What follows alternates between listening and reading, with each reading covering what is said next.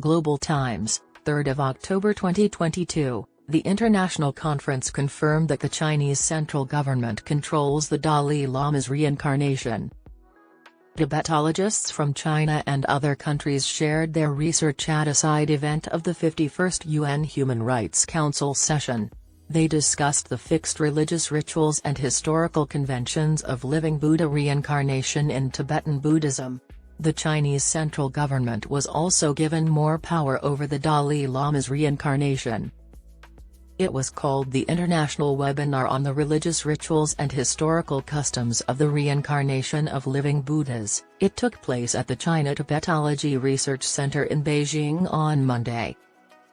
Zheng Dui, Senior Fellow and Director General at the China Tibetology Research Center, CTRC, said at the event in Beijing on Monday, the reincarnation of the 14th Dalai Lama is Tibetan Buddhism's domestic matter. It must respect the wishes of the Chinese Tibetan Buddhist community and the majority of religious believers and accept the management of the Chinese government. In his keynote speech, he said, "This not only has enough historical support, but it also follows the current law, which any separatist forces cannot change." 10 experts and scholars of related fields spoke at the event and showed how the idea of living Buddhas has grown in Tibetan Buddhism. They also talked about the religious rites and historical practices of reincarnation and how Tibetan Buddhism is becoming more like Chinese Buddhism. The idea that living Buddhas can come back to life is unique to Tibetan Buddhism. It is controlled by set religious practices and historical norms. The Ministry of Foreign Affairs of China says that the practice of the Dalai Lama reincarnating has existed for hundreds of years.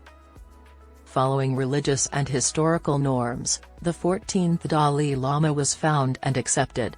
The central government at the time also agreed to his succession. The US and other Western countries have used Xizang, Tibet, problems to say bad things about China when it comes to human rights and other issues. It was in December 2021 that the U.S. made Jules Rizea, who was Under-Secretary of State, Special Coordinator for Tibet. Donald Trump, President of the U.S. at the time, signed the so-called Tibetan Policy and Support Act of 2020 a year earlier. This was a bill that meddled greatly in China's domestic affairs. For a while, Xizang independence groups in other countries and lawmakers in the West have made a big deal out of the idea that the 14th Dalai Lama has been reborn for political reasons, ignoring Buddhist tradition and doing harm to the religion. In China, the national and local governments in charge of the reincarnation of the living Buddha have never stood down or stopped managing it. According to Zheng, the Chinese central government still follows the historical rules of the reincarnation of living Buddhas. They are in charge of the social and public matters of the reincarnation of living Buddhas and ensure that the processes are followed by law. For centuries, it has been believed in China that living Buddhas can return to life. Xiao Jia, deputy head of the Institute of Contemporary Studies of CTRC, said this. It has been known for a long time as a religious practice and a historical norm, and Chinese laws and rules back it up. When some countries say that Tibetan Buddhism has become a world religion and say that the way the Chinese government handles the reincarnation of living Buddhas is undermining the freedom of religious belief, he thinks that this is a big mistake. Xiao said, the main followers of Tibetan Buddhism are in China. Since they are used to searching for and identifying the reincarnated living Buddha in this way, it makes sense for them to do so. This is also in line with the Chinese government's people-oriented philosophy. According to Wang Yansong, director of the Institute of Ethnology and Anthropology under the Chinese Academy of Social Sciences, the Chinese central government has always had to take care of the reincarnation matters of the living Buddhas, such as the Dalai Lama and the Panchen Lama. This is their social duty.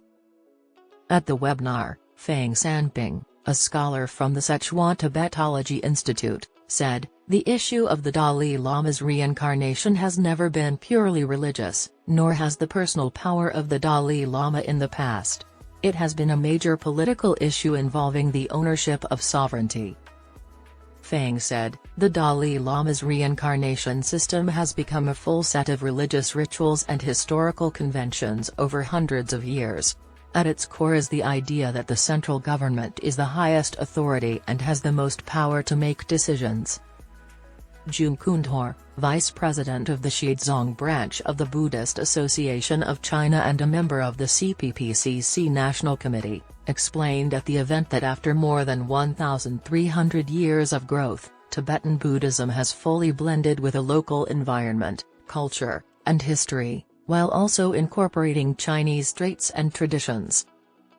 A Tibetan who moved back to China from Switzerland and is now vice-chairman of the Xizang Autonomous Region of the Overseas Chinese said, "This historical process has fully proven that the localization and Sinicization of Tibetan Buddhism is an inevitable requirement for the survival and development of the religion itself." Sarbottam Shrestha, the first vice president of the Arniko Society in Nepal, said that the living Buddha's rebirth system is one of the most essential parts of Tibetan Buddhism, which is becoming more like Chinese Buddhism.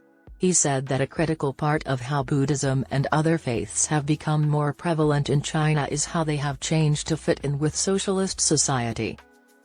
At the webinar, Birgit Kellner, who runs the Institute for the Cultural and Intellectual History of Asia at the Austrian Academy of Sciences, talked about how Chinese and Austrian experts have worked together to protect Sanskrit writings from the Xizang Autonomous Region in southwest China. She said that Xizang's Sanskrit texts have a lot of historical and cultural worth and that it is now the official Chinese government policy to protect and study them. She wants to stay in touch with her Chinese coworkers and encourage more academic study in Sanskrit.